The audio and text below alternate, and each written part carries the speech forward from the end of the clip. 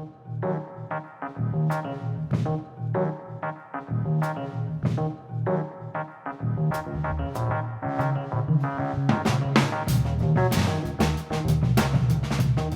everyone, and welcome to Carpet City Cinema, a Gila Films podcast.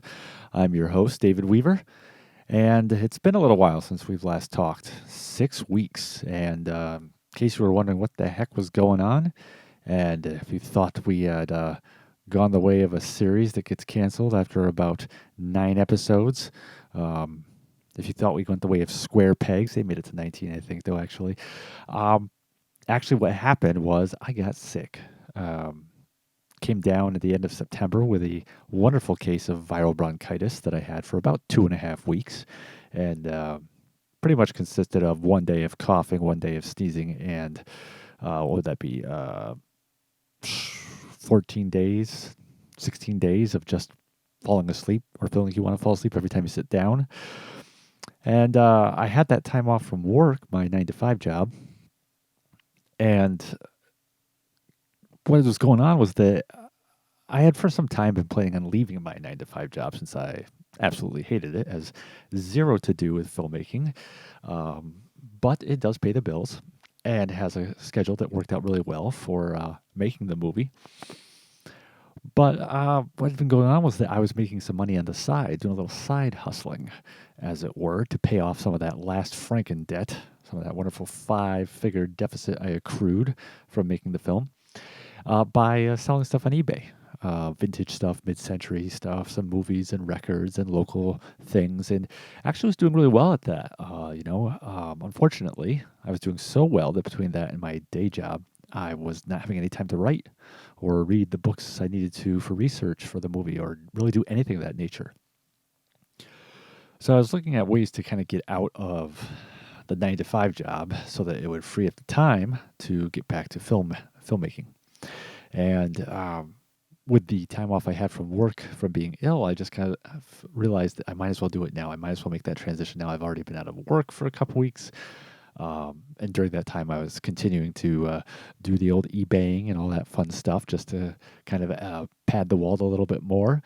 And I'm like, I might as well just make a break now and make a go of this because I'm not going to give up filmmaking or the dream to do that. And that leaves me with having to decide between giving up the day job I hate or the eBay, which I really don't mind doing. You know, it's not what I want to do with my life, but, you know, my girlfriend and I, we really are old souls. We're vintage people. If you come over to our house, it would feel like a time warp. So we're always going to estate sales and garage sales anyways, just to find stuff for ourselves. I'm the kind of guy who, even when I read a book, I want to read the 1970s mass market paperback, not the hardcover, the re-release that just came out last year. So we're always going to these sales anyways, and it's just common sense. You know, I'm seeing other stuff at these sales that's a little to the left or right of what I'm interested in, but I know it has value. And just do that for a living. And make a go of it, see if it can work. So after I kind of got over the virus, I then needed some time to just kind of work on all the transitional aspects of leaving my job, calling up, the company I worked for to get everything settled with, insurance and 401ks and all that wonderful stuff. And that kind of brought us into mid-October, early October. And it turned out that for the rest of the month, I actually started recording this episode. What I'm recording right now, I'd already had another go of that a couple weeks ago, and I only got a little bit into the episode, and I was like, all right, I'll come back the next day and finish this so we can get back on track with the podcast. But what was going on in October was that it was just a bad timing, really. It's just that every weekend and big chunks of the weeks were booked with events, with family visiting from out of town and weddings. It just seemed like everything was happening that month. And so it was like probably mid-October going into the third week of October that I just made the conscious decision. The podcast is just going to have to wait till November, till that kind of after that first week in November, because that's really when all this craziness dies down. So we are back. Carpet City Cinema is officially back. This will be kind of a little bit of a different vibe to this episode, just because it's more of a catch-up episode. I can't really necessarily go over everything that's happened in the last 6 weeks, but did want to give a update on, of course, The Last Frankenstein. Nothing too specific other than that. Unfortunately, there is some delays continuing to go on with getting the DVD and Blu-ray out. Um, it's not necessarily a bad thing. What's going on is that basically the distributor we signed with, they're a smaller outfit, but highly respected within the industry. A great outfit, a great label, but by virtue of being smaller, you know, there can be a trickle down effect when there are any kind of snags that they run into, and so. When The Last Frankenstein was kind of slotted in, they originally envisioned into the release schedule, they originally envisioned it happening earlier, pretty much already to have happened. But then some of their titles that they had kind of ahead in the line, they ran into some production delays with those. And of course, that's just kind of pushed back the whole chain of the titles, and we're feeling the effect of that. So again, it's not necessarily a bad thing in the sense that, it's not the result of issues with the footage or us having to create bonus features and we just haven't gotten to it yet, or the company just saying, oh, we don't care about your movie anymore, we don't want to put it out. It's nothing like that. It's just it's part of running a small business. Us being a small company, their outfit being much bigger than mine, but but still a smaller company. So hopefully beginning of this upcoming year, that will be sorted out. And we'll just continue to give updates on that. And already I am back to my research work on the next script and just kind of pushing forward that full steam ahead, and really excited to, now that I have this kind of change in my life, this schedule change and this job change, to really get back to just finishing up the sequel script. Our good friend, Jay Leonard, producer of The Last Frankenstein, filmmaker in his own right, mentor of Mohawk Valley moviedom. We've talked about his film Break Glass and its success on the festival circuit, and that has continued over these last 6 weeks. And some of their most recent accolades include winning Best Feature Film at the Manhattan Henge Film Festival, which took place out on the West Coast, and then they were over at the Catskill International Film Festival, a little closer to home, and were named Best Picture there. So just incredible, to see all that hard work paid off that they put into it. And this is kind of like near the end of their film festival run, because we've talked about this before. Usually you do that for like a year, a good solid year. So I think they have maybe a couple festivals they're waiting to hear back on, but they are pretty much kind of coming to the end of that part of the journey. Hoping to have Jay on soon to kind of talk about some of the interesting things that have been going on behind the scenes with his film, and his future plans to get it distributed and represented.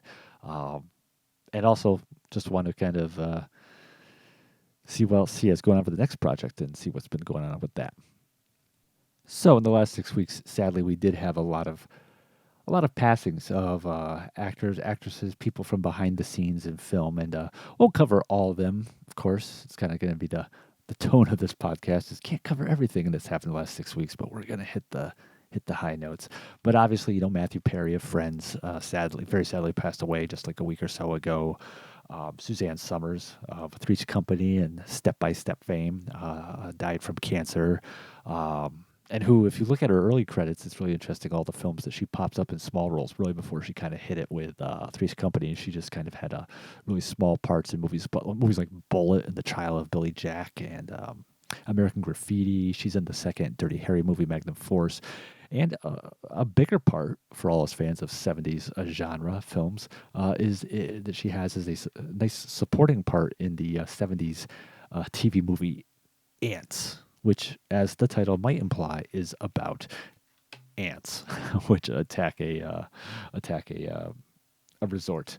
But yeah, she has a good sized role in that TV movie, which Kino Lorber put out on Blu-ray a year or so ago, and she sits well in the cast alongside such people as Myrna Loy, Robert Foxworth, Linda Day George, Bernie Casey, the giants.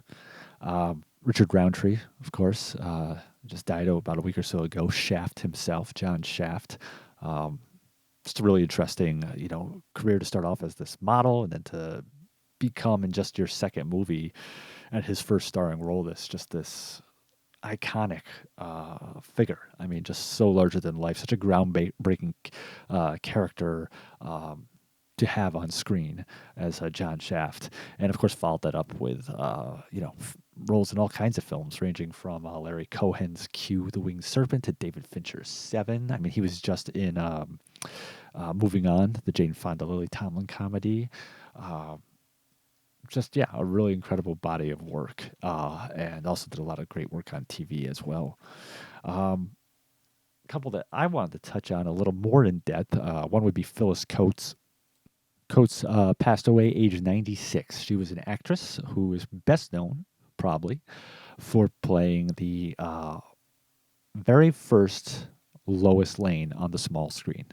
The TV series Adventures of Superman, the classic 1950s show starring George Reeves as Superman, and Coates was Lois Lane for the first season. And that all began with, started out as a movie, Superman and the Mole Men, which was released in theaters, lower budgeted, about an hour long, I think.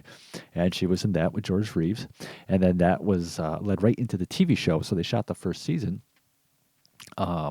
with Reeves and Coates. And then there was a delay basically between them finishing production on that first season and it airing. And so when they decided to go ahead with the second season, Coates had already committed to another project and wasn't available. So they ended up casting for the rest of the show Noel Neal, who had already played Lois Lane on the big screen in two cliffhanger serials, Adventures of Superman and Adam vs. Superman, which starred Kirk Allen as Clark Kent, the Man of Steel. But Coates did go back to the DC fold much later on with the TV show Lois and Clark, The New Adventures of Superman. We all remember that. Terry Hatcher and Dean Cain. And she guested in an episode of that playing Lois Lane's mother. But Coates, it's not just that she's known for. She's also known to all us fans of cult cinema. She had her Scream Queen credentials with such films as I Was a Teenage Frankenstein, which is a film I'm a big fan of. Came out in 1957. That was from the same guys who did I Was a Teenage Werewolf, which was such a success that they, of course, followed up with that and Blood of Dracula. And, it's one of my favorite Frankenstein films. Its tone, it has very, very self-aware Pulp Fiction tone to it, very in your face with that. And that was definitely something that impacted me. It kind of had an influence on The Last Frankenstein's, the direction that took. So I definitely recommend you watching that if you can. It's probably have to check it out on YouTube since it never made it past VHS. But Coates was also in The Incredible Petrified World, which was a science fiction film directed by the great Jerry Warren, one of my favorite Schlockmeister directors of the 50s and 60s. And she was heading up the cast alongside such B-movie legends as John Carradine and Robert Clark. She also starred in some of Republic Pictures film serials, notably Panther Girl of the Congo, in which she played the title character. And she was in... there are these short films that Warner Brothers made, very long-running series of them that revolved around this character named Joe McDokes. And this was back in the day when you went to the theater and you not only saw the feature, but you saw short films and cartoons and all that stuff. But this was a very long-running, very well-known series, and she was in about 30 of these shorts playing Joe McDokes' wife, Alice. And... kind of an interesting factoid. She's also in one of my favorite 50s B movies, Invasion USA. No, this is not the Chuck Norris movie. This is a Red Scare film from 1952. Many people might know it from being riffed on Mystery Science Theater 3000, but I watched it way before I even saw the MST3K episode. I saw this film, which... of all the Red Scare movies, this has to be one of the most, if not the most entertaining films. If you want to look at it just for a laugh riot, you don't even need the MST3K factor.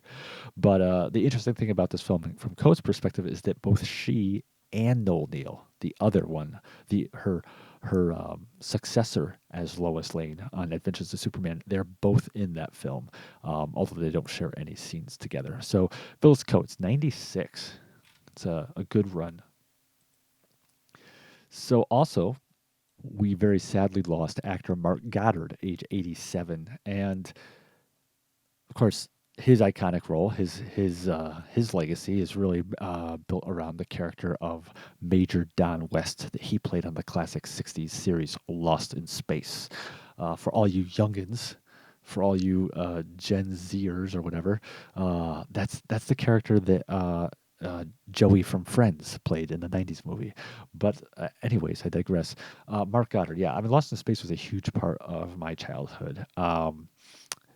I can remember seeing it for the first time and not even knowing what it was. I used to have this, there used to be this family friend of ours who would occasionally babysit me, like when I got out the school bus or something before, my parents could pick me up. And I remember one time she had this show on her TV and it was a color episode of Lost in Space. And I just remember the colors popping out to me and those outfits that they wore, especially like during the color episodes, because the first season of Lost in Space was in black and white.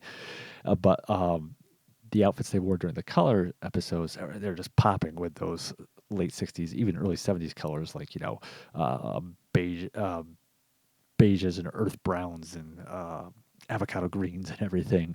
And again, it very much impressed me, the color scheme and their clothing. I didn't know what it was, other than it was some kind of sci-fi show. But then USA Network, I think it was USA Network, when I got a little older, they were airing the episodes in the morning. It was like, I think 10 a.m. And this was, I think this was like a year when I was being homeschooled, which occasionally happened. Actually, it was probably a half year because that's my parents tried it a couple times, and then usually after a half year, I ended up back at regular school. But for whatever reason, we were able, my brother and I, to convince them to let us take that 10 to 11 hour to watch Lost in Space on the USA Network. And that's really where I got my Lost in Space education. I mean, my uncle and aunt, who were big fans of it, had told me about it. But that's really where I got the run on it and just watched tons of episodes of it and developed a big crush on Angela Cartwright, regardless of the fact that, ignoring the fact that the episodes I was watching were made like 30 years ago, so she was not my age in these episodes. I mean, in real life, she was old enough to be my mom, but whatever. Why let something like that stop you? But Mark Goddard is such a key part of that. Developing this appreciation I had at such a young age for just Lost in Space and everything that it was a part of, that kind of that very poppy, really entertaining era of '60s sci-fi fantasy. And of course, taking a step back and looking at his career as a whole, that was the only, that is, of course, his legacy, but he also was a regular on several other shows too, including The Detectives with Robert Taylor and the Western Johnny Ringo. Did several films as well over the years. I think Blue Sunshine is probably the film he's best known for, which is of course a fantastic cult classic movie from the '70s, directed by Jeff Lieberman. I highly recommend. He has a key role in that film, but he also showed up in stuff like the Disney film The Monkey's Uncle and the '80s sci-fi cult classic Strange Invaders, and then when they did the '90s Lost in Space movie, he did, as did many of the original cast members who are still alive, did a cameo appearance in that.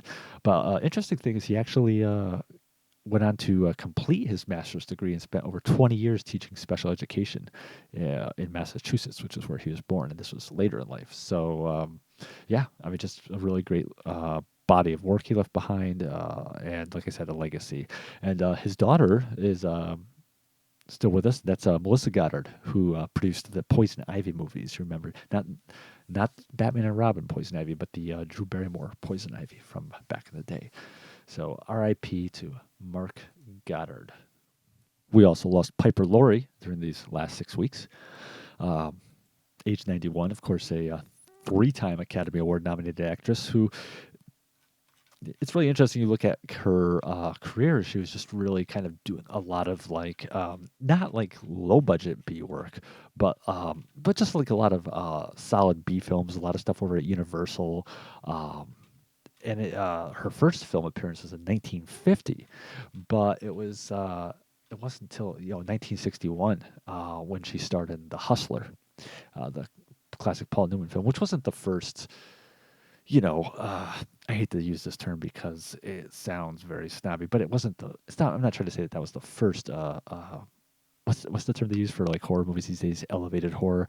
The Hustler wasn't necessarily the first elevated film she made, but it was really the kind of the first big role she had big dramatic showcase, I guess you could say. I mean, she had worked with that film's leading man Paul Newman a few years earlier in a movie called Until They Sail. But The Hustler was kind of like that big break if you look at her filmography from in terms of her film work from a lot of that kind of like more you know upper B class films she had been doing, and she got the Oscar nomination for it.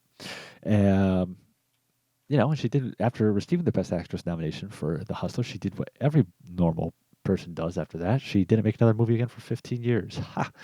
But no, that's not me razzing her at all. Because what did she do during that intervening time? She did a lot of stage work, did a lot of television, and also took time just to focus on raising her family. But no, it's still very interesting that 15 years she did not make another movie. In fact, she didn't make another.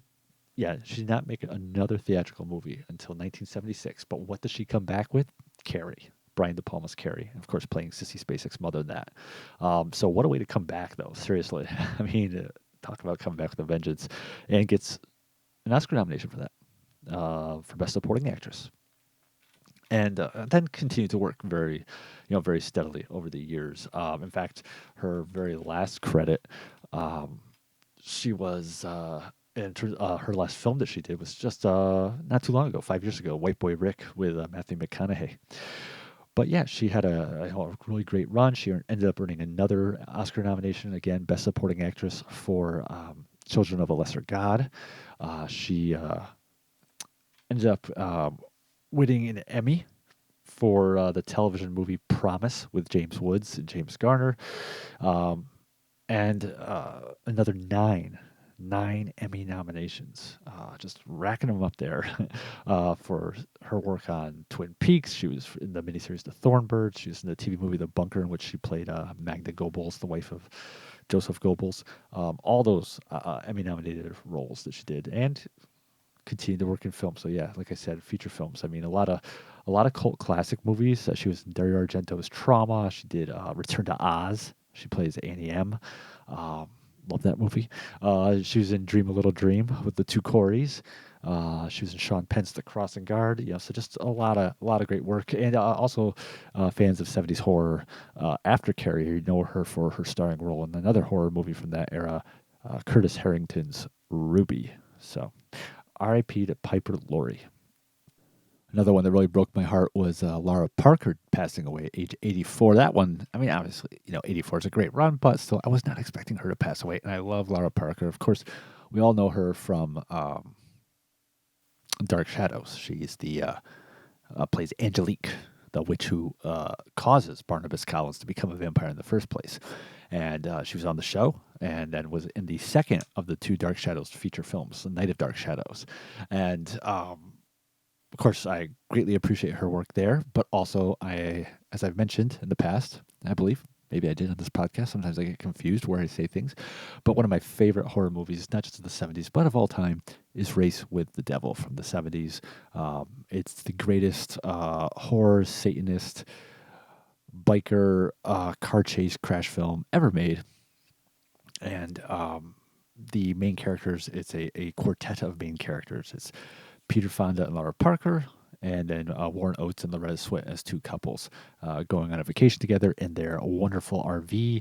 And yes, they're chased by Satanists across the desert. It happens, but it's a great film, fantastic film, and I just love her in that movie. And just absolutely beautiful woman and a great actress.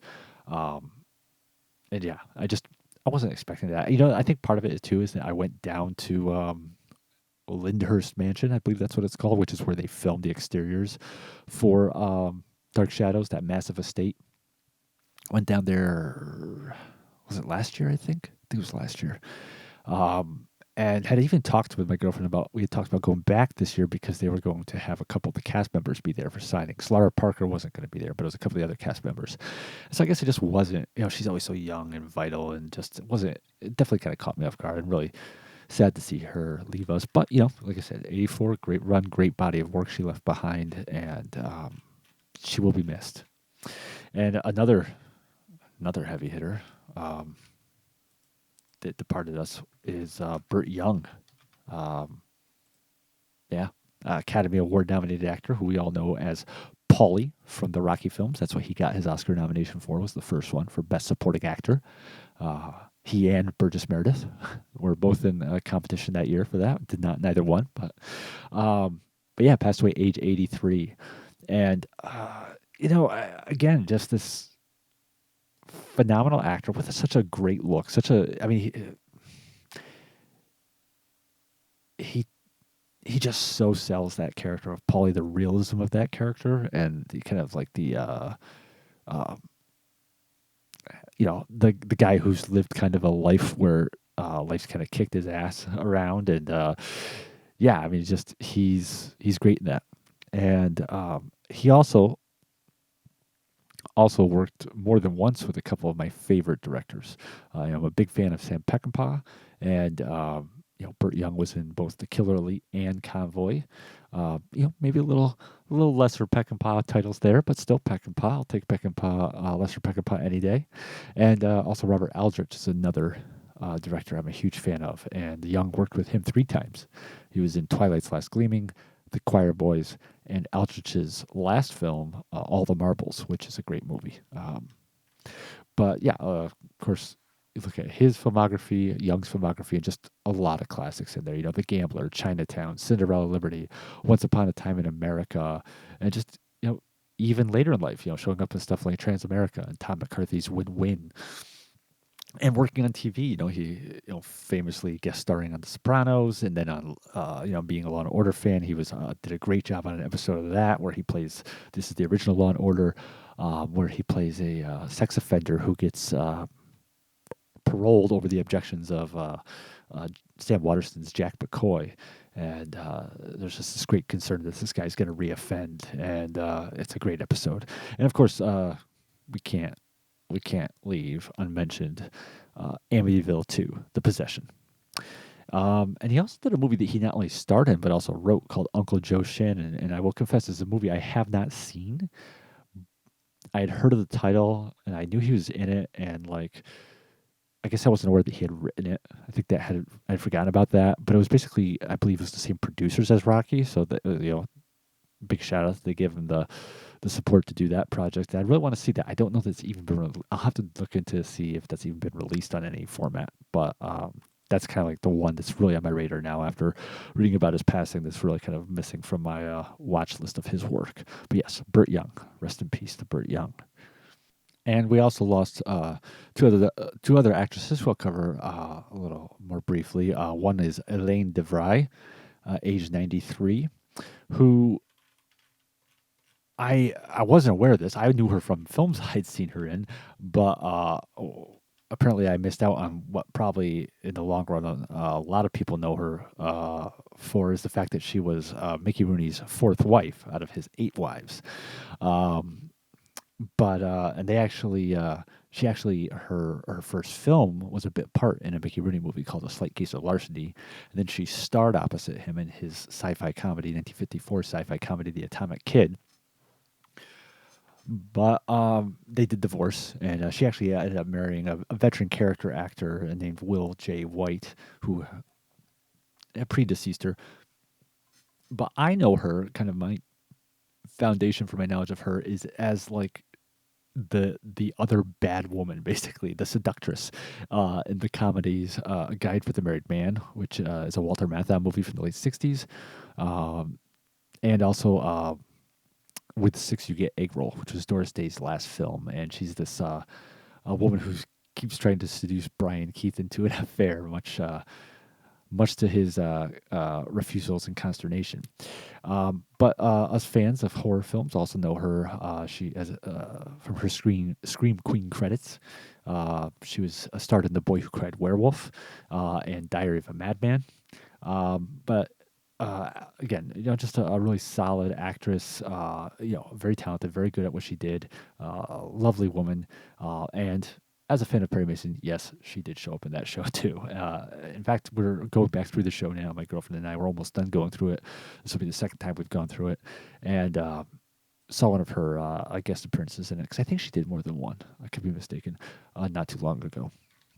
And then the other actress who passed, I just wanted to touch on real quick, was Joan Evans, who passed away age 89, and not a household name to many people, but she did start off actually as with the lead role. Her first film was the lead role in the Samuel Goldwyn produced film Rosanna McCoy, which was a retelling of the famous Hatfields and McCoys true story. And only 14 at the time, and was actually really badly injured during the making of this movie. So this film came out, this was 1949. This film was made, directed by a guy named Irving Rice. But they ended up having to do reshoots, which were under the watchful eye of Nicholas Ray, of all people. Who, if you're not familiar with Nicholas Ray, really famous director, did Rebel Without a Cause, King of Kings, Johnny Guitar.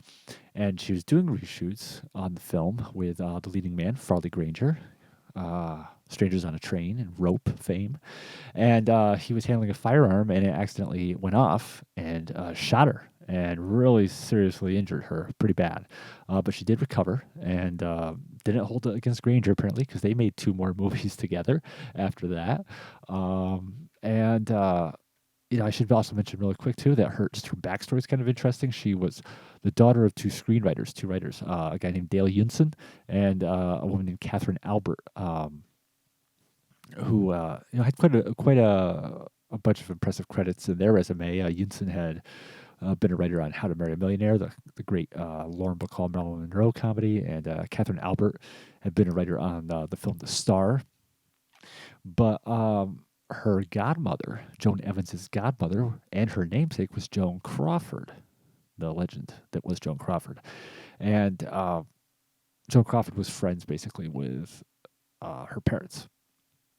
But there ended up kind of like being this split at some point between Crawford and Joan Evans's parents. And I just, a second ago mentioned that Catherine Albert wrote the film The Star. So if you're not familiar with The Star, that was a 50s film starring Bette Davis, who was kind of like the arch enemy of Joan Crawford.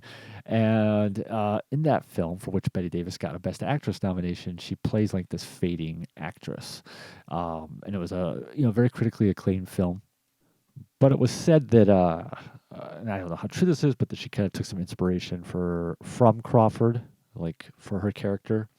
Not for inspiration in terms of like talking to Crawford, but she drew from her perceptions of Crawford to shape her performance in this film. Which, like I said, Joan Evans's mother, actually both her parents wrote that script. It wasn't just I misremembered. It wasn't just Catherine Albert, Joan Evans's mother. It was also Yinsen as well wrote it, and so there's a rumor that kind of basically led to some bad, basically it pissed off Crawford and led to some bad blood maybe between her and Joan Evans's parents, which kind of was compounded when Evans basically, it was Crawford who encouraged her to get married,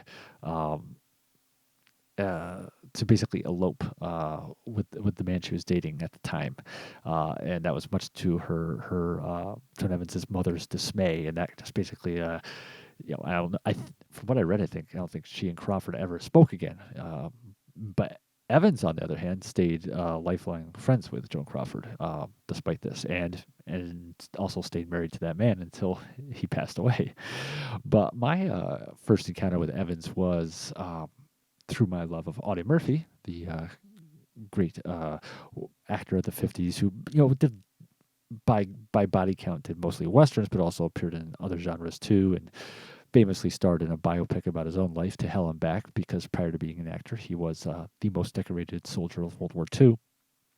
And Joan Evans was the leading lady in 2 of his films. A movie he did called Column South in the early 50s, which is a lesser title that he did. It's not one of his better works, but then later on, she was in No Name on the Bullet, which is a lot of people look at as Murphy's best Western, if not his best film, one of his best films. It is a really great movie. Very atypical character that he plays, a hired gun. And then also, I know Joan Evans from, aside from the Audie Murphy films, she starred in this movie that I've always had an affection for from the 50s, 1956 film called A Strange Adventure, which it's a really bizarre title because I don't know why. I don't know. I feel like they just didn't know what to title it, but it's basically just a B crime film. About some hoodlums, some no good hooligans who commit a robbery and then hold up in this cabin up in the wintry mountains, and Joan Evans is one of the people basically held hostage there.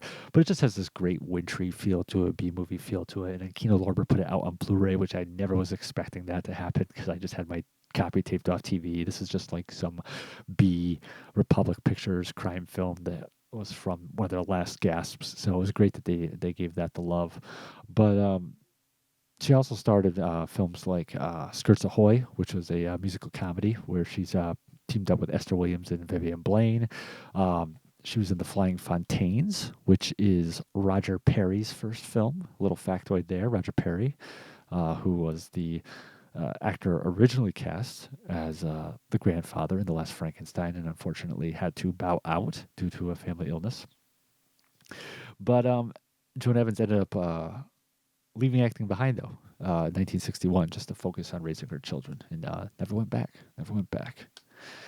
So R.I.P. to Joan Evans, age 89. And I would be amiss if is it amiss or remiss? Remiss, right? Yeah, I think I would be remiss if I said amiss. But I would be remiss if I didn't also really quickly touch on Peter S. Fisher's passing. Peter S. Fisher, age 88, who was the co-creator of Murder, She Wrote, which my girlfriend and I went through a watch of the entire, all 12 seasons of that show. Fisher was a really veteran basically mystery detective show writer. I mean, he wrote for Columbo, Macmillan and Wife. He wrote for Beretta, and he was the co-creator of Murder, She Wrote, and also was the executive producer on the first 7 of the 12 seasons, and ended up getting 3 Emmy nominations for his work on that, which is interesting because Murder, She Wrote, in a nutshell, the quality of Murder, She Wrote, my takeaway on Murder, She Wrote is that it's definitely an enjoyable show. It's an entertaining show. It never reaches the quality level of such titles as Macmillan and Wife and Columbo and stuff like that were kind of like those, touchstone 70s Universal mystery shows. Murder, She Wrote, which was also a Universal production, that started in 84. So it never really quite reached those heights, but still it was a really fun show for like the first 5 seasons. A lot of fun. And then in season 6 and 7, it's not that the quality of the writing necessarily changed, but what happened is that Angela Lansbury, she was kind of getting burnt out. And so she wasn't in as many episodes. So they'd have episodes where there would be a different recurring character. Like there's this one character who was like a British secret agent, and another was an insurance investigator, and they would basically be the sleuth in that episode. And Jessica Fletcher might show up to kind of like bookend it. And then after season 7, those last 4 seasons, 8 through 12, that's when it just kind of like really nosedived in terms of quality of the show. They really kind of just jettisoned all the small town charm that they had built up, all the kind of eccentric characters of Jessica Fletcher's hometown of Cabot Cove. Just got rid of a lot of that stuff. The guest stars really kind of declined. The writing declined. And those last 4 seasons are really rough. So it's just interesting. Having had that takeaway of the series when I watched it, to then find out that this guy, Peter Fisher, he leaves basically at the time when things go off the cliff. And he did write a bunch of episodes of the show too, but I'm just kind of curious if it was more just his guiding influence that really kind of kept things together for those 7 seasons. But appreciate what he did do on the series for sure. And then the very last person I just want to touch on real quickly who passed is Judy Nugent. Judy Nugent, age 83. So Nugent's story, her dad, Carl Nugent, was a prop master over, I don't know if he just was at MGM, but that's kind of, that was where he was working, I know, for some of the time. And he actually worked on The Wizard of Oz. I think he was the guy who had to like hold up the Cowardly Lion's tail, but he was a prop guy. That's what his career was. And so he had this daughter, Judy Nugent, and another daughter, Carol Nugent, who was a little older, and they ended up getting work as child actresses. They both made their film debut together in a movie called The Man from Down Under, which was a Charles Lawton movie. And they appeared together in some other films as well. They did one of the Mom and Pop Kettle films. And Judy would go on to appear in some works on her own. She did a couple movies with Douglas Sirk, the famed director, notably Magnificent Obsession, which was the film that really helped catapult Rock Hudson into becoming a male lead, a true star on A level. And Judy had a really key supporting role in that film as a child friend of Jane Wyman's character, and then she would also appear in Douglas Sirk's movie There's Always Tomorrow. And but yeah, a lot of films she showed up in. The Big Clock, which is an amazing late '40s film noir. She was in the original Angels in the Outfield. She was in DeMille's The Greatest Show on Earth. But the film that really speaks to me that she was in, which is actually one of her last films before she went on kind of an acting hiatus. This is when she was older, no longer just a teen. I mean, I'm sorry, no longer just a child, but when she was in probably around 20 when she did this, is a movie called High School Caesar, which is a really fun kind of juvenile delinquent movie starring the great John Ashley, and Judy Nugent stars in that as kind of like the good girl in town who gets bad boy John Ashley's eye, and he wants her for himself, and that kind of plays a part in kicking off the whole events of the film. But it's a really fun movie. It's had a bunch of budget releases, but also a lot of people know it because Something Weird Video, the legendary media company, they put out a DVD release of it. And yeah, she was in that. That was kind of like one of her last films before she stopped acting in 1962. And she left it behind because she wanted to focus on raising her kids. She was married to Buck Taylor, who you might know as Newly on the TV series Gunsmoke, and who is the son of the great character actor Dub Taylor. And they had some kids, and she was raising them. She did end up coming back, though, to do a couple of films here and there, both as an actress and also did some stunt work in some Western movies. But pretty much, though, for the most part, did leave it all behind in 62, other than those kind of here and there parts she did. But yeah, age 83. And Carol is still with us. Carol Nugent is still alive and well. Her sister. So I think that does it. I think that does it for people who died. I think we've covered enough of that for now. So let's talk about what I've watched lately. And this being the month of October right behind us, I have an annual tradition colloquially referred to as Octoberthon, where each day in the month I watch something, whether it's a movie or an episode of a TV show that is either horror or Halloween related or at least spooky. And I actually started doing this back in 2004. And it's obviously a very common thing that a lot of people into horror films and stuff do, but it seemed like a brilliant idea at that time, many moons ago, 20 years ago. And what happened, I was working as like a cashier, front end manager at the time at a department store, retail store, I mean. And one of my coworkers told me that down at the local dollar store, which is in the same strip mall, there are a whole bunch of dollar DVDs of horror films, which piqued my interest. So I went over there, and sure enough, all these dollar DVDs, each with 2 movies on them. And, it's a wide range of titles, a lot of them that I hadn't seen at that time. And so I scooped up a whole bunch of them, maybe like 15. And then at a grocery store in that same strip mall, because it was October at that time, or almost October, they had a display of these DVDs. They were like put out by this company called St. Clair Vision, and they were 3-disc DVDs. They had like maybe like 9 or 10 movies on each set, but they were still budget releases, so they're like $5-6. And they had a bunch of like horror themed ones there. So I'm like, oh, okay, that's cool. And I picked up like 3 of those. And also just picked up that same October, I think I picked up at the Walmart, they had like the Mill Creek 50 horror movie set, 50 sci-fi movie set. I think that was kind of like when they first started coming out with those.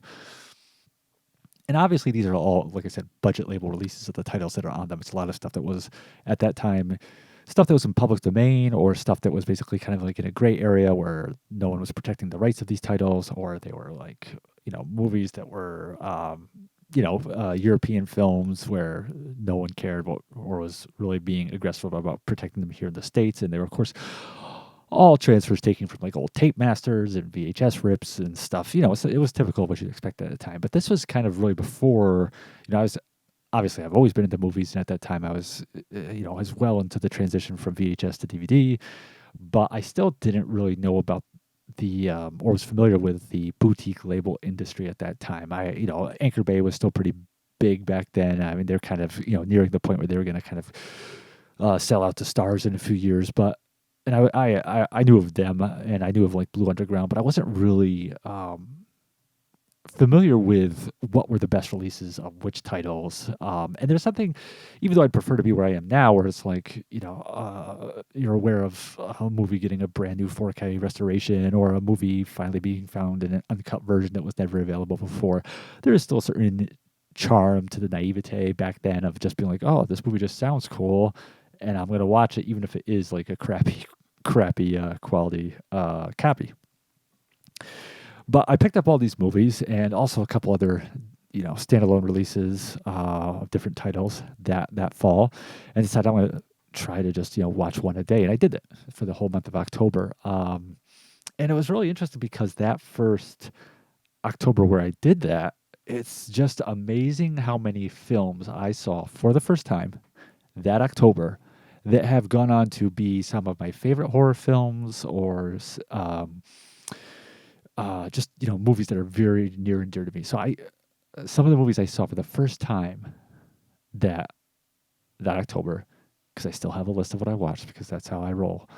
And these are just some of the ones I saw. A Night of Bloody Horror from 1969, the low budget. I think it was shot in the South. I don't know if it was Texas or not, but with Gerald McRaney before he was on Simon and Simon or Major Dad. That's a really fun film that still needs a proper restoration. The Murder Mansion, which is one of my all-time favorite, if not my favorite, definitely like top 5 European horror films ever made, and which just finally got a restoration, a proper, decent release within like the last year, 18 months ago, by Vinegar Syndrome. Sisters of Death, which is a film that my sister and I are both big fans of and watched together, with Claudia Jennings, a really fun, sorority horror film. Crypt of the Vampire, with Christopher Lee. I saw that month. That month was the first time I really ever saw a Paul Naschy movie. I watched both Vengeance of the Zombies and Horror Rises from the Tomb that month, and they're still two of my favorite of his films. That was the first time I ever saw Pieces. Of course, one of the most legendary horror films, and ridiculously entertaining. That was the first time I ever saw Race with the Devil, which we just talked about that. Laura Parker passing away. I remember I was in a Kmart of all places. They had the Anchor Bay DVD for like $5, and picked that up that month. Messiah of Evil, really underrated, underappreciated horror film at the time that now is getting more respect. It just got a new restoration by Radiance Films, and if you're not familiar with that film, definitely check it out. We'll probably dive into that on its own in an upcoming episode. But that was made by Willard Huyck and Gloria Katz, the husband and wife team who co-wrote American Graffiti. And Silent Night, Bloody Night,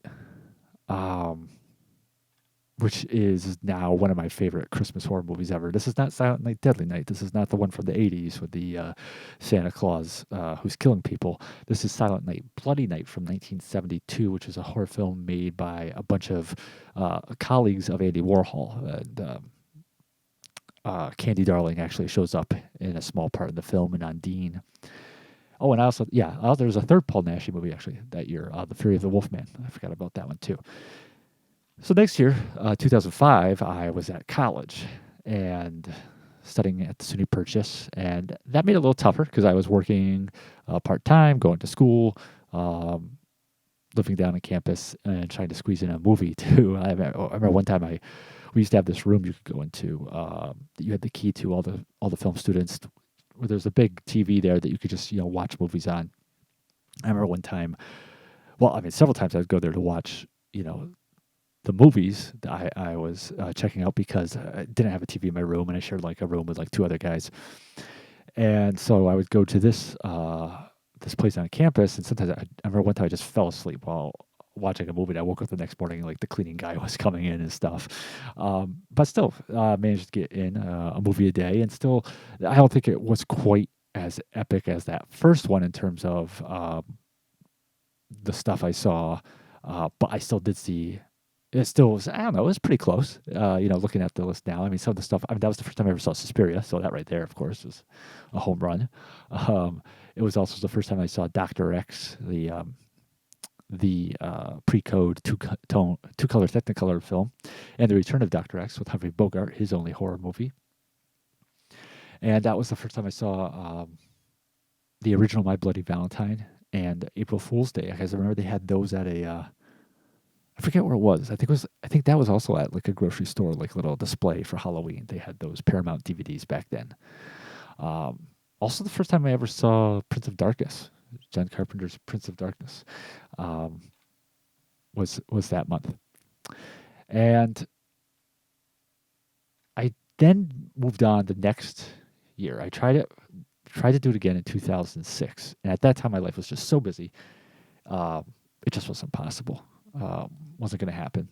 I think I got like 3 days in. I can still remember. I think I watched like The Shining with a buddy of mine, and then I watched like the Silent Hill film, the first one, and then I watched The Monster Maker, which is a very low budget 40s horror film, and that was it.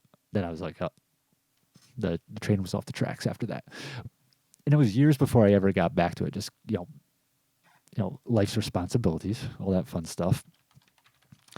But finally, I think it was actually around 2015ish that I did get back into it and watching one a month.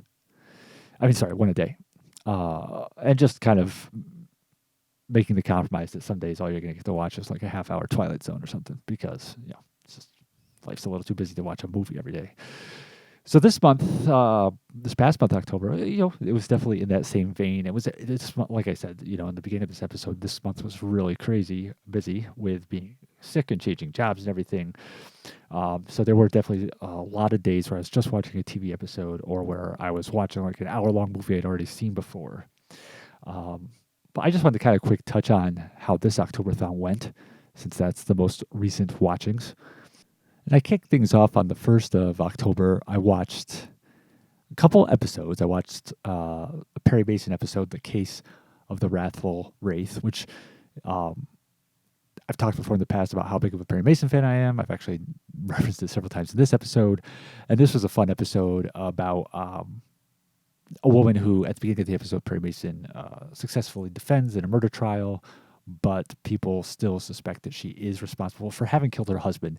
And then she starts apparently being visited by him from beyond the grave. And then my girlfriend and I, we checked out the Vincent Price episode of The Muppet Show from 1977. But we wrapped the actual film I kicked off the month with was a TV movie from 1970 called The House That Would Not Die. And this is a film that it's one of those movies I could just watch all the time. There are certain films, it doesn't necessarily mean that they're at the top of the heap in terms of your all-time favorites. But some films have a rewatchability factor that can actually be higher than that of a better film. And there are certain movies that just, they have that draw with me. A really good example is the Basil Rathbone, Nigel Bruce, Sherlock Holmes movies. I mean, I can put those in all the time. I never get sick of them. It's just a great thing to go to sleep to at night. But The House That Would Not Die stars Barbara Stanwyck. And she plays a woman who inherits this colonial era Pennsylvania house from a relative who passed away, and moves into it with her niece, played by Kitty Wynn. Who this was Kitty Wynn's first movie. She would follow up with The Panic at Needle Park, which of course was a big critically acclaimed film, and then of course her roles in the first two Exorcist movies. They move into this house, and next door is a very burly, strapping college professor played by Richard Egan, who you might remember from A Summer Place, or Pollyanna, Disney's Pollyanna, or Love Me Tender, in which he's Elvis's brother. And he obviously has an eye for Babs, for Stanwyck. But when they move into this house after they take up residence there, they realize they're, of course, in classic horror movie uh, trope, that they're not alone, and that there are some restless spirits from the Revolutionary War era who are still roaming the grounds, and who are especially terrorizing Kitty Wynn. And so Barbara Stanwyck is trying to find out what is the backstory, what is going on here. And this is an example of a movie where, like, the story, I mean, it's a fun story. It relies on that kind of very, like I said, a very solid, simple, ageless premise of, people moving out into the isolated slash rural slash colonial slash 18th century farmhouse, and it's haunted. It's and the thing that kind of to keep in mind with this was a TV movie, and it was to fit into a 90-minute slot, so it's like a 75-minute movie without commercials. And I wouldn't say with this film, again, yeah, you're never bored with it. The storyline, it definitely maintains your interest. But I think that what really makes this so appealing and so successful is not so much the direction they decide to take the story in. They take it down the path that you would expect it to go. It's like I said, it's not boring. They didn't just phone it in. But at the same time, I wouldn't say they necessarily break tons of new ground either in terms of the actual narrative. But what really works for this film is its energy and its style. This was directed by John Llewellyn Moxey, who worked in many genres. Probably he's best known, though, for his work in horror.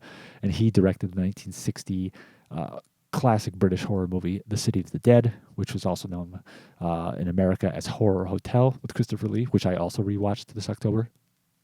And I won't dive too much into that in this episode, but that's, obviously it's a deservedly famous horror film. And he also directed the first Night Stalker movie with Darren McGavin that led to a sequel and then the TV series. And he's also known for directing quite a few episodes of Murder, She Wrote later on. But he comes into this movie fully aware of I think he really comes to this movie really knowing the situation, that he's probably on a really tight budget because this was a TV movie, a movie of the week. He knows he's on a tight schedule, but he's working with pros. All the cast on this are, even Katie Wynn's first movie, but everyone else are these veterans of the industry. So it's not like he really needs to worry about what's going to happen with them in terms of their performance. They know what they're doing.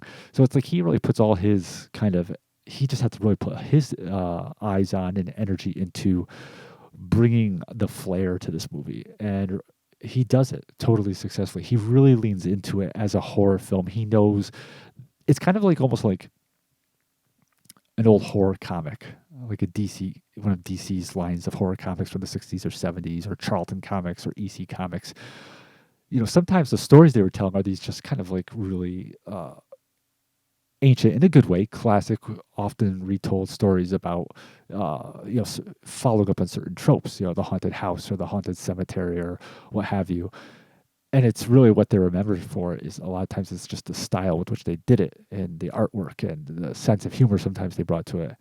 And I think Moxey, in directing this film, was kind of aware that that's what I have here. I have I'm going to have a really restricted budget and shooting schedule, but everyone who's doing this film is a pro, so that's not going to be a problem. We're not going to really have a lot of time to probably do tons with the script. It is we're going to work with what we have, and it's solid, but, where we're really going to get people is just with the style with which I approach it.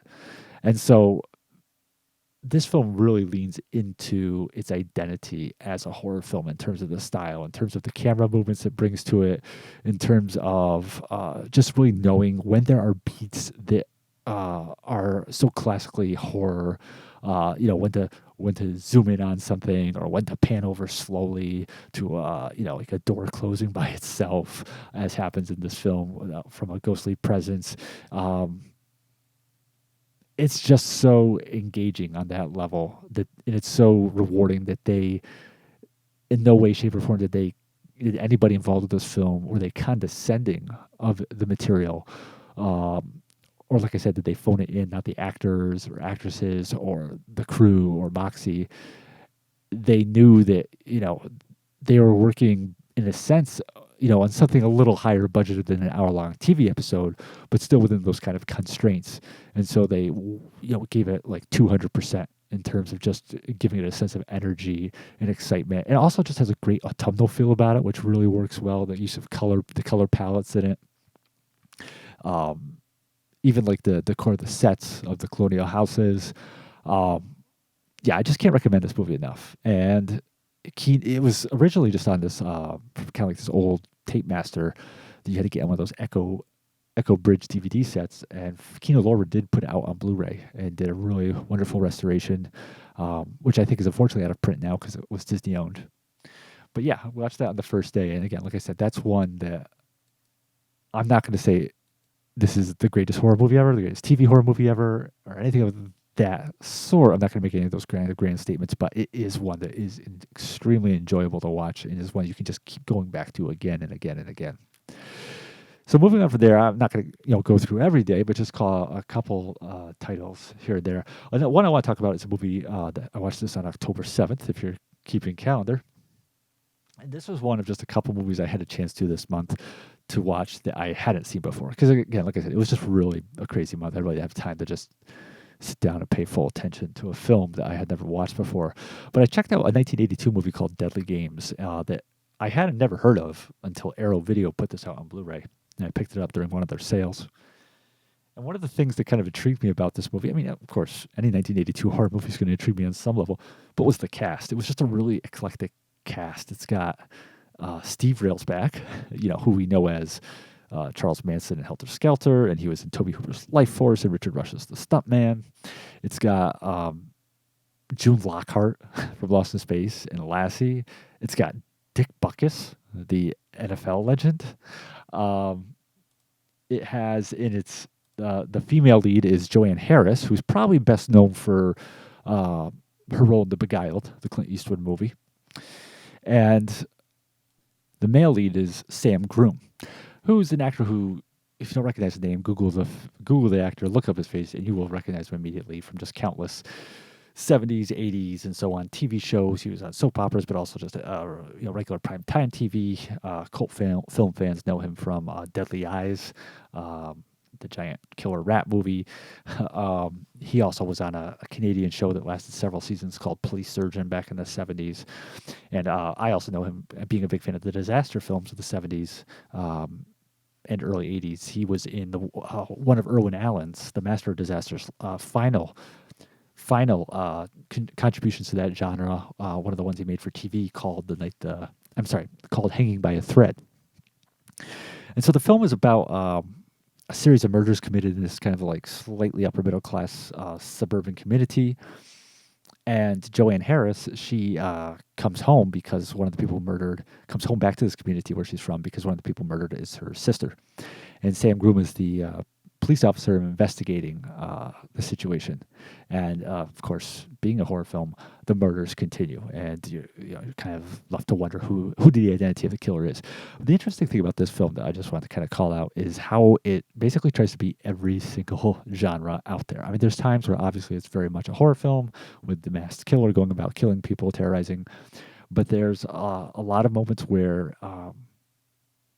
it's trying to kind of have some social commentary, very deliberately so, on this kind of, like I said, upper middle class suburbia and the mores of the people who live in that environment, and the affairs they're having and swinging and all that fun stuff. There are other times where the film is trying to be a comedy, and kind of almost in a screwball comedy kind of way, like taking its cue from like a Howard Hawks film, kind of like the banter sometimes, especially between Harris and Groom, but really Harris's character. And it's really weird in the sense that like it's really tone deaf at certain points. For example, when Harris, after finding out that her sister's dead, she comes to her sister's house. The police are still working at processing the scene, and Groom is there, Sam Groom is the cop. And they just kind of get into like a little like his girl Friday banter between themselves, which just seems like, oh, well, your sister just died. I know you weren't close to her. You kind of made that point in the film, but at the same time, It just seems really strange, and it's not like the film's making a deliberate point of her having that attitude at that moment that, oh, this is odd, or that this is her way of handling her sister's death. No, it doesn't really seem to be aware of how incongruous it is, and then Sam Groom starts also kind of playing in that same direction, which you're like, well, you're the cop investigating her sister's murder. Perhaps you'd want to be a little bit more sympathetic. And of course, like any good horror movie of 1982, the film takes like a musical montage detour at one point, uh, just showing Joanne Harris and Sam Groom and Steve Railsback, who plays a friend of Sam Groom's, who owns a movie theater. Them just like hanging out and horsing around together overnight. It kind of reminded me of that. I believe there's like a similar thing in Play Misty for Me, the Clint Eastwood film, which is a really great film. But there's like a whole romantic like montage in the middle of that movie between Clint Eastwood and Donna Mills. Uh, didn't quite share the same vibe as the uh, psycho Jessica Walter tone of the rest of the film. So by no means would I say that Deadly Games was a good film, but just by virtue of it, like mixing and melding all these genres together, never really successful in any one of them, but just by the sheer audacity of trying to do it, does it remain interesting? And then, of course, you throw in like a football game, an amateur like tag touch, whatever football game with Dick Butkus, and oh, there's another famous football player in there too. I forget his name, but yeah, it's just a quite the stew. This film, quite the stew, and it has one of the most abrupt endings I've seen anytime recently. So I definitely recommend checking it out. But hey, June Lockhart, I'm a big June Lockhart fan. We talked about Mark Goddard passing, Lost in Space, and of course, when I grew up, Nickelodeon was showing reruns of Lassie and Dennis the Menace during the day. So I'm a big June Lockhart fan, and she's still with us. And she only has one scene in the film. She plays Joanne Harris's mother, but she's, of course, solid as always, as I would expect of my girl. And I also saw this October. I've seen it before, but Candyman, the original. And it's been a while since I've watched this film. Um, Quite a long time. I think it may have been over 15 years since I've watched Candyman. I actually sat down and checked it out. And that may have even been off VHS, actually.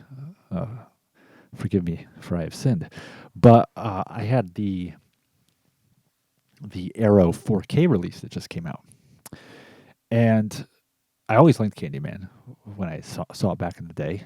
And if you're not familiar with the premise of Candyman, this is a film from 1992, and stars Virginia Madsen. She's a grad student. Her husband is a teacher. Xander Berkeley plays her husband, who's like a college teacher. And she's doing a research on urban legends with a colleague of hers, played by Casey Lemons, now a very successful director. And this is set in Chicago. And as they're doing their research on urban legends, they uncover this story of a character named Candyman, who will appear if you say his name. I believe it's 5 times while looking in a mirror. He'll appear, and he's a black man with one hand replaced with a hook. And as their research progresses, of course, shockingly, Candyman is brought back into the world, the real world. And in revisiting this movie, it just really, again, impressed on me how incredibly well it was done. A lot of times the 90s are looked at, especially like the first half of the 90s and late 80s, pre-Scream, as this kind of like dark era for horror films where a lot of the slasher franchises were just burning out, like Friday the 13th and Halloween. And some of the one-offs that were trying to launch new franchises weren't successful, but Candyman is really a testament to the fact that there definitely still was good horror being made at that time. And it's just it's an incredibly well-crafted film. Just truly great talent behind it. I mean, it's just really well directed, well written. The mythology that it creates for this character of Candyman is extremely interesting and extremely well done. It succeeds, though, also just as a full-blooded horror film with great horror moments in it. It's extremely well cast. Virginia Madsen, like I said, and Tony Todd playing Candyman. It's got a great music score by the legendary Philip Glass. The only thing actually in rewatching it that the only real criticism I had of it, and I don't think I've really noticed before, is that I actually don't think they really ever needed to show. I mean, obviously they should show Candyman to some degree, but as the film starts out, you see Candyman kind of like as this character in the distance, or you hear about things he did. You see the after effects of his bloody work, or you hear his backstory. Um, and there comes a point where you start to see Candyman kind of close up, close ups of Tony Todd as an actor, where you can really see his face and his features. And I think that this film would have been even more effective if they had never done that. If Candyman had always, to a degree, been obscured, shot from behind, or out of focus, or never getting a good look at his face. I think that when they, in the moments where they're showing you everything you can see of Candyman, and again, this isn't a situation. I'm not, there's the whole argument of more is less. If you show too much of the horror of a horror movie, too much of the monster, too much of the creature, it loses impact.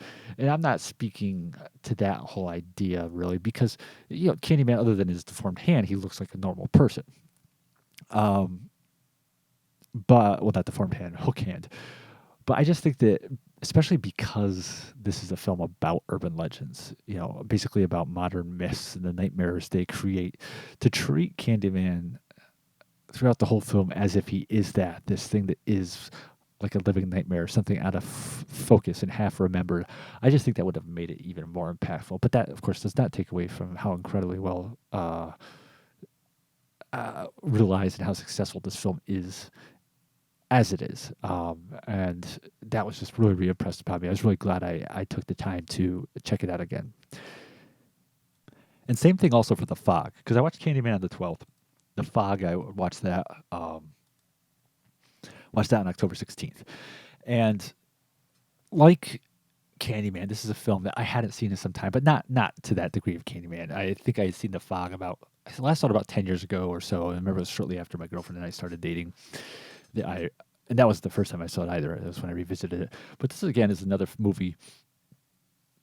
And again, if you're not familiar with the storyline, this is directed by John Carpenter, director of Halloween and The Thing and Escape from New York. And it's about a coastal community about to celebrate its 100th anniversary. And suddenly this huge, ominous fog rolls in. And there are malevolent entities within the fog who are connected to the history of this community, and who are revisiting a curse upon the community, a murderous curse, which is vengeance for what happened to these entities 100 years ago when this community was founded. And phenomenal cast in this, which is something, John Carpenter always was knocking out of the park with this cast. But, you got Adrienne Barbeau, Tom Atkins, Janet Leigh, and Jamie Lee Curtis, mother and daughter, Hal Holbrook, John Houseman, so on and so forth. And again, this is just a movie that is so artfully realized. I mean, again, the music, the cinematography by Dean Cundy, one of my favorite DPs. The editing, the beats in this film. I mean, and this is kind of what we're talking about with the Barbara Stanwyck movie, The House That Would Not Die. This has kind of like a simplicity to its premise, which again relies on these classic horror narratives of the town being visited by a curse because of the deeds of its ancestors. But I think Carpenter is able to take that narrative and make the narrative itself more intriguing, and on top of that, approach it with stylish success. So with The House That Would Not Die, that film was really, relying a little bit more on style to deliver the goods, because maybe there wasn't quite as much meat on the bone with the script or the story. But Carpenter, he knew what he was doing with The Fog. He knew that he was kind of trying to basically take classic ghost story tropes and take them and mold them with the script into something that would kind of be the ultimate synthesis of all of those. And then through his style, through his music, his pacing, his the camera work, then sell the definitive realization of those of that story. So it's kind of like I'm going to take all the different ghost story tropes and cliches ever. I'm going to put them in a pot, mix them together, and then create the best possible smorgasbord and create the greatest possible ghost story ever. And then I'm going to take all my stylistic talents and all the things I've learned about camera work and creating mood, and I'm going to take this definitive ghost story and I'm going to realize it in the most powerful way possible. And he succeeds. I mean, it's close to a flawless movie. And I love how it's a, like I was saying about the pacing, it's a film that is not afraid to take its time, yet it's never boring. But like I said, it's a film that's okay with just really having a nice leisurely pace to it. Never loses your interest, never lulls you to sleep.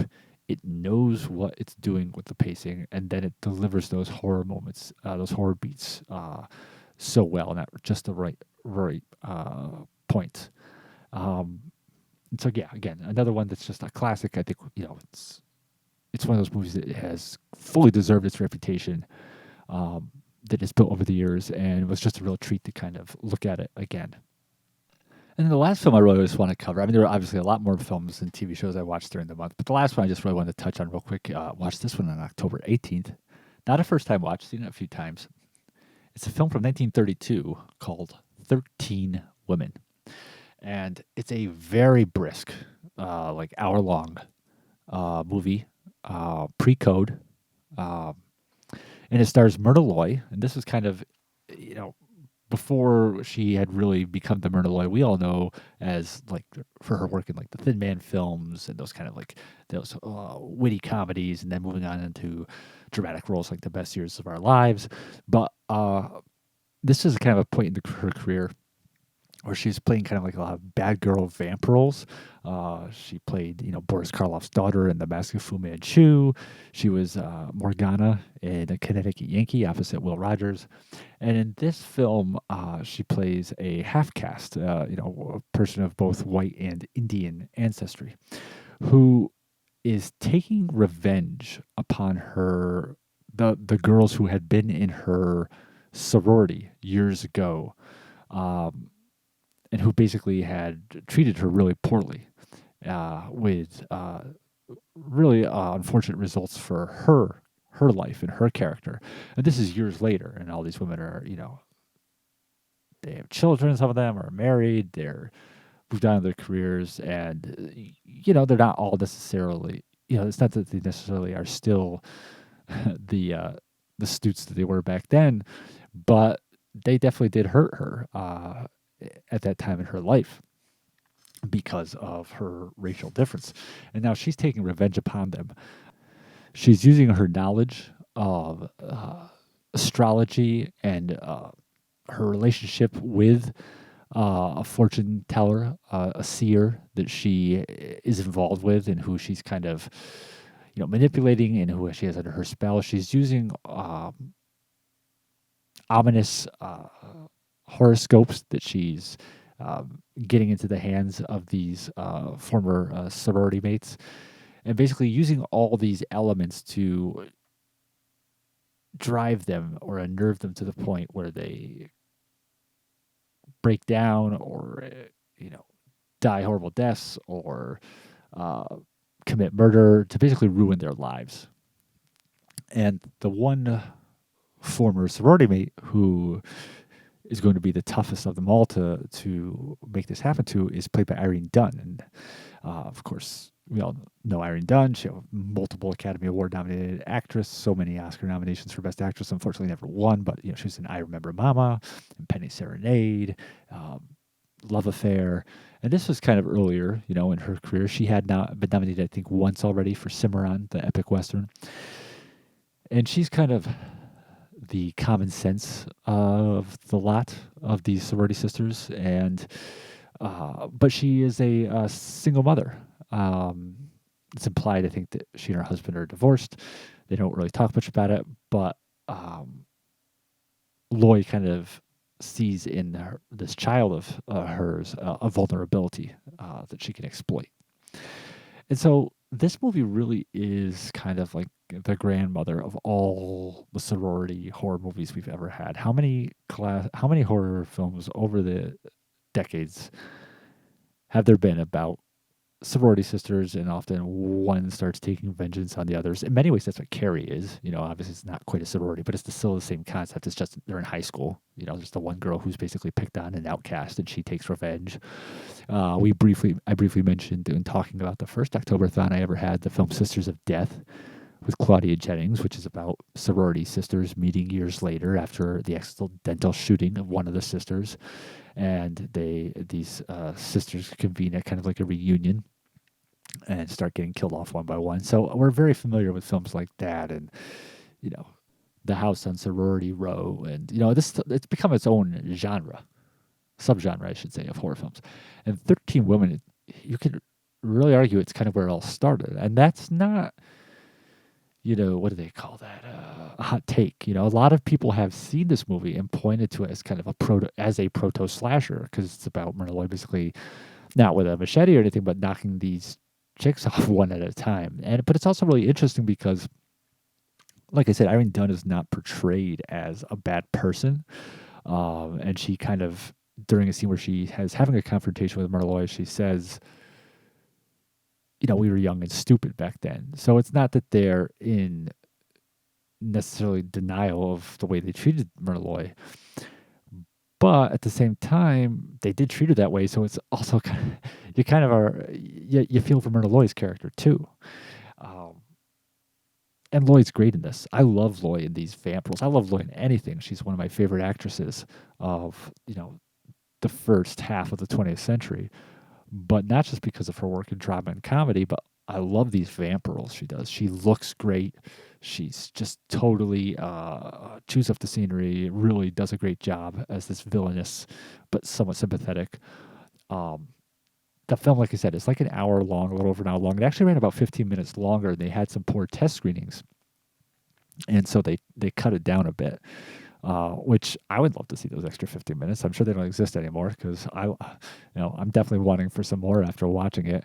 And it's, again, like some of the other movies, I kind of went with common themes through about these movies I've been talking about this episode. It's just the style. I mean, it's just really, it's got that great early 30s fast-paced B movie energy to it. We don't got a lot of time to work with the story, so just everything's gonna be constantly going, constantly in movement. It does not slow down at all, and it's just a lot of fun. Kind of a tragic story behind this film. One of the 13 women, one of the former sorority sisters in the movie, is played by an actress named Peg Entwistle, and this was her only film she ever made. And after filming her scenes, but before the movie came out, she was in a despair about the state of her career, and ended up committing suicide by throwing herself from the top of the Hollywood sign. And then the movie premiered about a month after that. So a very sad note to the film. Back in 2014, though, on the anniversary of her death, they actually had a screening of 13 Women out in Hollywood, and proceeds from that event went to the American Foundation for Suicide Prevention in her name. Proceeds from a raffle they held and from the concessions. Also, the movie is I really want to get the book this movie is based on, which is by an author named Tiffany Thayer. Because just reading about some of the differences between the book and the film makes the book sound really intriguing. So I'd like to track that down too. You can check this movie out. Warner Archive put it out on DVD. Would be great. I'd love to see this upgraded to blue, and I'd love if they could ever find that missing footage that was cut out, which was about, like I said, about 15, 16 minutes. But guessing that's no longer with us. So those are some of the highlights from the Octoberthon I had. And so that's about it for this episode. I'm glad to be back. Thank you for sticking with us over that 6-week gap. We already have some interesting news to tell you the next episode about if you had remember the episode we had where we talked about finding that print of the Mohawk Mill special, Mohawk Carpet special. We have some interesting news to kind of uh, work in tandem with that we'll be talking about in the next episode of Carpet City Cinema. But yeah, until then, just keep liking our show, giving it 5-star reviews or whatever the top rating you can give it on whatever app you're listening to us on, and just keep spreading the word about the show to everyone. And thank you for listening, and have a great week.